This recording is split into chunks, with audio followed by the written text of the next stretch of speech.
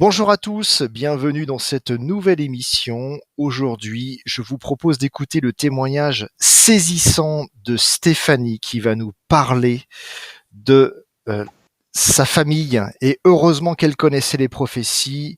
Mais avant d'en parler, tout d'abord, Stéphanie, est-ce que tu pourrais te présenter rapidement à nos auditeurs? Oui, bonjour à tous et à toutes. En fait, donc je m'appelle Stéphanie, je suis mariée. J'ai une fille et deux petits-enfants. Je suis actuellement à la retraite. Et donc, comme tu disais, mes enfants ne sont pas avec moi ici en France, ils sont en Nouvelle-Calédonie et Ouais, ouais. voilà. Ben justement, on va en parler parce que effectivement, ta fille vit avec son mari et leurs deux enfants en Nouvelle-Calédonie. Et justement, est-ce que tu peux nous expliquer ce qui s'est passé pour eux en 2024 lors des émeutes et comment ta connaissance des prophéties de Marie-Julie Jahenny les a aidés, voire même sauvés? Est-ce que tu peux nous raconter tout ça? Oui, bien sûr. Ben, c'est vrai que 2024, c'est un événement encore un peu douloureux pour moi et pour beaucoup, hein, beaucoup de gens qui y ont vécu et qui ont été obligés de partir. C'est quelque chose qui est arrivé subitement, du jour au lendemain. Hein, donc le soir, tout allait bien. Et dans la nuit, tout s'est mis à brûler. Tout s'est mis à... Tout a été inversé. C'est-à-dire que ils ont commencé à entendre des coups de feu. Ils ont commencé à entendre des cris. Ils ont vu des voitures, des maisons brûlées. Et des barrages se mettre en place tout ça en une seule nuit. Ça a été assez bouleversant parce que ce sont malgré tout de jeunes enfants, hein, mon mari et ma fille et son époux, ainsi que les deux petits, hein, les deux petits-enfants. Ils Ils ont quel n'avaient âge? jamais connu ce genre de choses. Mmh. Les petits-enfants, ils ont 11 ans maintenant et 8 ans. Mmh. Ils n'ont jamais connu ce que c'était que la guerre ou la guerre civile ou ne serait-ce qu'une révolte. Mmh. Et du jour au lendemain, ils se sont retrouvés pris entre deux feux avec un barrage à droite et un barrage à gauche, avec impossibilité de pouvoir partir par la mer, qui malheureusement à ce moment-là était aussi dangereux parce que faut savoir qu'en Calédonie, il y a deux clans. Il y a un clan kanak, donc indépendantiste, et il y a un clan loyaliste, où dedans, y compris les caldoches, les blancs, parce que c'est comme ça qu'on nous appelle. Et il y a malgré tout, et heureusement quand même, quelques Kanaks qui se sont ralliés à la cause des Blancs, des Européens. Eux veulent rester français en Calédonie, les autres veulent leur indépendance. Et il a fallu faire avec ça pendant des mois, puisque ça a duré non pas quelques nuits, mais des mois, où les magasins étaient pillés et brûlés, donc plus d'alimentation. Pour aller chercher 1 kilo de riz pour 4 personnes, ce qui est énorme, et peu en même temps, fallait faire au minimum 4 heures de queue. Avec la possibilité de se faire caillasser, tirer dessus ou piller à la sortie du parking du magasin. C'était des queues interminables à la vue de tous et donc à la vue entre guillemets de l'ennemi, puisque l'ennemi c'était les indépendantistes à l'époque qui n'hésitaient pas à taper et à piller. Ça a été des moments très difficiles où 24 heures sur 24, moi j'étais à l'écoute de tout ce qui pouvait se passer là-bas. Et puis il y a eu 3 nuits très difficiles pour mes enfants où ils sont restés cloîtrés chez eux sans pouvoir sortir, donc pas de bruit, les enfants ne devaient pas parler, ne devaient pas jouer trop bruyamment, donc c'était des jeux de société, ça fait pas de bruit. C'était de la lecture, ça fait pas de bruit, parce que ils étaient encerclés. Et vous savez, quand on est tout petit puis qu'on entend des coups de feu, on entend crier et qu'on entend des insultes qui sont pas, on va dire, gentilles. C'est des insultes gentilles, puis il y a des insultes menaçantes. C'était très traumatisant pour des petits.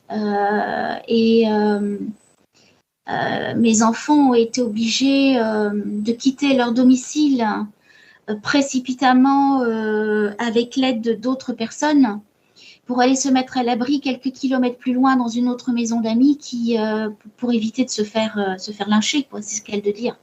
Et ça, c'était après les 3 jours, ils sont restés confinés. Alors, ils vivent en appartement, de mémoire. Alors ils vivent, ouais, c'était en fait, si tu veux, c'est pas un appartement, c'est des duplex. Et donc, il y a un rez-de-chaussée et un premier étage. Et c'est une petite résidence qui est au bord de la mer, mais entourée de bois, avec une nationale qui traverse, c'est celle qui traverse toute la Grande Terre en fait. Hein. Donc voilà, il y avait la seule possibilité de partir, c'était soit par la mer, soit par la route, mais c'était bloqué en haut et en bas, et puis ou par la brousse, et voilà. D'accord, ok. Alors justement, comment ta connaissance des prophéties de Marie-Julie Jahenny les a aidés, voire sauvés? Ça les a aidés et sauvés parce que j'avais déjà prévenu ma fille qu'il y aurait peut-être encore des exactions de ce genre, voire plus graves. Et elle a... donc au début c'était compliqué, elle ne voulait pas écouter, elle ne voulait pas entendre, mais elle a réussi et elle a fini par comprendre qu'il fallait qu'elle mette de la nourriture de côté. Donc de la nourriture non périssable, c'est-à-dire du riz, des pâtes, des conserves, des gâteaux pour les enfants, de l'eau surtout, hein, donc beaucoup d'eau, et puis des médicaments. Parce qu'il faut savoir que quand les événements ont commencé l'année dernière, il n'y avait plus d'urgence. Il n'y avait plus de médecins, il n'y avait plus d'infirmières parce que tout était bloqué, les routes étaient bloquées et les gens avaient peur de sortir de chez eux. Donc, tout était vide en fait. Et il fallait bien soigner un petit bobo, un petit mal de tête ou quelque chose dans l'urgence. Ce qui fait que, voilà, puis j'avais dit à ma fille à ce moment-là, un petit peu avant que ça commence, comme quoi je le pressentais aussi, qu'il fallait qu'elle ait un sac de prêt, un sac chacun, donc 4 sacs, où dedans il y aurait des vêtements chauds, des vêtements légers, qu'il y aurait quelques barres de chocolat, etc. pour les enfants, mais aussi leurs papiers. Un sac d'évacuation d'urgence, au cas où, en cas de... Exactement. Et surtout leurs papiers, qu'ils sachent que c'était une seule et même famille, au cas où ils devraient être, ce que nous on appelle ça comme ça, évasanés, mais c'est-à-dire amenés à l'aéroport en famille et être ramenés en France ou sur l'Australie, la Nouvelle-Zélande, puisque ce sont les 2 pays les plus proches, pour pouvoir partir en fuite rapidement, voilà, pour être protégés. D'accord. Ok, parce que tu as Alors, en fait, oui, j'ai une autre question. Tu as sans doute senti le vent venir par le discernement, par la réalisation de certaines prophéties de Marie-Julie Jahenny depuis quelques années. Bon, le Covid a réveillé quand même beaucoup de gens. Justement, comment as-tu connu les prophéties de Marie-Julie Jahenny? Je connais Marie-Julie depuis à peu près une dizaine d'années. J'ai eu une période très difficile dans ma vie. Et j'ai eu la chance de pouvoir connaître son sanctuaire et d'apprendre à la connaître. Et puis, j'ai rencontré des gens superbes qui m'ont vraiment bien dirigée, qui m'ont permis déjà d'accéder à la lecture de ses livres. Oui. Et plus après, j'ai pu discuter avec des sœurs, des prêtres, qui venaient là-bas. Et puis au fil du temps, je me suis un petit peu plus familiarisée avec Marie-Julie. Et c'est comme ça que j'ai appris beaucoup de choses qui malheureusement commencent à se dérouler maintenant. Oui. Parce qu'on commence à voir les événements arriver plus vite qu'on ne le pensait. Bien que je pense que je suis un petit peu comme tout le monde. Maintenant, il est temps que les choses se passent pour qu'on puisse vivre en paix. Oui. Mais c'est vrai que là, on est un petit peu pris de court et ça arrive très, très, très vite. Ouais. Ouais, parce que justement, tu as, comme beaucoup, hein, tu as le sentiment que l'actualité commence à se superposer aux prophéties de Marie-Julie Jahenny qui sont essentiellement des années 1880 à 1890. Et ce qu'elle a pu annoncer les décennies d'après, c'est plutôt des rappels de ce qu'elle avait annoncé dans les années 1880. Et donc, on voit bien que 150 ans à l'avance, elle avait vraiment décrit notre quotidien. Quel est ton sentiment justement par rapport à cette actualité ? Euh, il est très, il n'est pas partagé. En fait, il est un petit peu partagé, mais en même temps, parce que j'ai un côté de moi-même qui me dit non, c'est pas possible, ça peut pas arriver, et j'ai la plus grosse partie qui me dit malheureusement réveille-toi, c'est là, on y est en plein, voilà, on y arrive. C'est vrai que si on parle sur le plan politique, le plan social, le plan spirituel, tout est chamboulé. En fait, il n'y a plus rien de logique. Ouais. On voit qu'on appelle ça, la connaissance des enfants est touchée. Comment on va dire ça, les adultes aussi sont touchés puisque on leur inculque des choses qui sont pas tout à fait vraies. On leur fait croire des choses et puis du coup les gens je les trouve un peu statiques, je les trouve mous. Ils sont pas dans la préparation, ils sont dans le je vais attendre et je vais voir.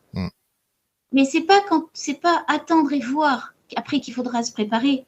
C'est maintenant qu'il faut commencer à se préparer. Quand on voit la politique extérieure ou comment il y a des pays qui sont déjà préparés sur le plan financier, mais aussi sur le plan nourriture, etc. Nous, en France, on n'a rien encore de préparé. Nous, on vit notre vie. On est un petit peu trop nombriliste, un peu trop égoïste parce qu'on se dit oui, mais moi, je vais bien. Moi, j'ai mon travail, j'ai mes petites sorties, etc. Et bien, ça, on verra plus tard. Ouais, mais ça, elle en avait parlé d'ailleurs, Marie-Julie. Il faudrait que je refasse une vidéo sur cette prophétie. Elle avait parlé de l'aveuglement presque complet. Donc les gens ne prient plus, donc il n'y a plus de discernement, donc ils acceptent qu'il y ait un gouvernement qui change tous les 3-4 mois, et bon, ils se sont habitués, et ils n'évoquent même plus l'hypothèse qu'un jour ça va finir en guerre civile. Et donc c'est là où ça devient très très dangereux. Alors justement, à cause de tout ça, il y a beaucoup de gens qui galèrent financièrement, et justement, on en avait parlé, hein, tu fais partie de ces gens-là. Comment tu te prépares, même si tu as des moyens financiers très très très limités? Alors, ça fait déjà, comme je te disais, hein, ça fait au moins 10 ans que je connais Marie-Julie, donc je m'y prépare depuis à peu près une dizaine d'années. C'est très difficile de se préparer quand on n'a pas l'argent qu'il faut, mais en le faisant régulièrement, on arrive à mettre, on va dire, quelques conserves de côté, des choses qui ne sont pas périssables au bout de 10 ans, enfin, je vais dire, hein, donc des choses qui peuvent durer dans le temps. Le riz, les pâtes, tout ça, ça peut durer dans le temps. Le miel, ça peut durer. La confiture, ça peut durer. Les conserves aussi, elles peuvent durer. Si la conserve est en bonne, je veux dire, si elle n'est pas abîmée, il n'y a aucun problème. Donc, au fil du temps, on arrive à mettre un petit peu de côté de l'eau, des médicaments. Alors, les médicaments, c'est compliqué parce qu'il y a des dates de péremption, mais bon, après, on peut renouveler son stock régulièrement aussi. Oui. Je pense qu'il faut, même quand on n'a pas beaucoup de moyens, on a toujours la possibilité de faire quelque chose. Au niveau vêtements chauds et vêtements légers, parce que bon, ça ne va pas durer que 3 mois, hein, on va avoir l'hiver et l'été. Au niveau médicaments, il y a toujours du Doliprane qu'on peut mettre de côté, il y a toujours des sirops pour la toux, des petites choses comme ça qui peuvent permettre de soulager un petit peu. Après, pour ceux qui ont la possibilité, je parle de ceux qui sont un petit peu en campagne, il y a toujours la possibilité de regarder les livres de Marie-Julie sur qu'on appelle ça, les plantes, qui peuvent soigner des maladies qui malheureusement nous seront inconnues à nous en tant qu'humains. Et puis, je crois que la confiance, c'est quelque chose qui est important. Il faut faire confiance et pas perdre confiance parce qu'on sait que, et ça a été dit plusieurs fois dans les prophéties, quels que soient les prophètes, mais aussi dans la Bible et dans nos missels, c'est écrit dans nos missels, que nous devons faire confiance parce que le Seigneur sera là pour nous protéger et nous guider. Oui. C'est sûr qu'on n'aura pas tous un garde-manger énorme pour une année, mais celui qui aura réussi à mettre un petit peu de côté, la manne sera multipliée. Donc, il faut vraiment avoir confiance, il faut avoir la foi. Okay. C'est ma façon de voir les choses. Ouais, non, mais c'est très bien. Priorité d'abord, l'espérance chrétienne, hein, évidemment, par la prière et les sacrements, c'est vraiment hyper important. Enfin, moi, je vois la différence entre les gens qui vont à l'Eucharistie le dimanche, qui reçoivent le corps du Christ et qui petit à petit en fait le Christ prend possession de leur cœur avec des locutions intérieures parfois. Enfin bon, on voit bien. Les gens qui ont une vie sacramentelle forte, ils ont un discernement qui est très largement supérieur aux gens qui ne prient pas, qui ne voient rien venir aussi malheureusement. Et donc voilà. Bah écoute, en tout cas, merci beaucoup Stéphanie pour ce très beau témoignage. Est-ce que tu veux terminer par quelques petits conseils à nos auditeurs? Qu'est-ce qui te vient par la tête? Alors oui, j'ai une petite, enfin j'ai pas un conseil, j'ai plusieurs conseils que j'utilise moi-même. Il y a d'abord il faut avoir, comme je disais tout à l'heure, il faut avoir la foi. La foi, c'est la plus grande chose. Il faut avoir son chapelet. Un chapelet à portée de main, qu'il soit dans son sac à main, dans sa poche, ou à portée de main dans la maison. Parce qu'à tout moment, on peut avoir besoin de l'utiliser, ne serait-ce que juste pour un Notre Père et Sainte Je vous salue Marie, ça peut toujours aider. Il faut aussi, dans la mesure de nos possibilités, la messe est importante, il faut y aller. Parce que il n'y a pas que la messe, il y a la communion qui est importante. C'est cette communion qui va nous donner la force de lutter dans ce que nous allons bientôt vivre. Et puis l'espoir. Alors c'est vrai que l'espoir, mon prêtre nous disait ce dimanche que l'espoir, on l'a plus quand on est en enfer, on l'a plus quand on est au paradis. L'enfer, quand on est en enfer, de toute façon, Dieu n'existe plus. Au paradis, il est à côté de nous, on n'a plus besoin d'espérer. Mais sur la terre et au purgatoire, on a besoin d'espérer. Et moi, l'espoir que je vais donner, c'est deux chansons en fait que j'aime beaucoup, que j'écoute de temps en temps. Et il y en a une qui dit, je l'ai notée, qui dit par exemple, souviens-toi de ton baptême, France. Depuis 200 ans déjà, tu fanges tu traînes dans la fange. C'est-à-dire que ça fait plus de 200 ans que tu es dans la misère parce que tu as oublié ton passé. Je pense qu'il faut reprendre son passé et le monde, enfin du moins, on ira beaucoup mieux. Et il y en a une autre qui dit aussi, ce qu'il ne faut pas oublier, c'est que la France est quand même la première fille aînée de l'Église. Ça n'est pas rien. Elle est devenue fille aînée de l'Église quand elle a accepté son baptême à Reims. Avec Clovis. Avec Clovis. Ouais. Et à ce moment-là, il a été dit que la France demeurera toujours fille aînée de l'Église. Elle ne mourra pas, même si on croit qu'elle est en train de mourir et qu'elle va mourir. Elle ira au tombeau, c'est un fait, mais elle ressortira encore plus forte qu'elle ne l'était. Et la mission divine qu'elle a reçue en acceptant le baptême avec Loïs, elle la mettra, elle la suivra après les tribulations. Mais c'est pour ça que l'espoir est important, parce que pour celui qui perd l'espoir, il va se perdre dans les tribulations. Celui qui garde l'espoir, il survivra aux tribulations. Et il pourra ensuite vivre en paix, comme on espère tous de toute façon en tant que chrétiens.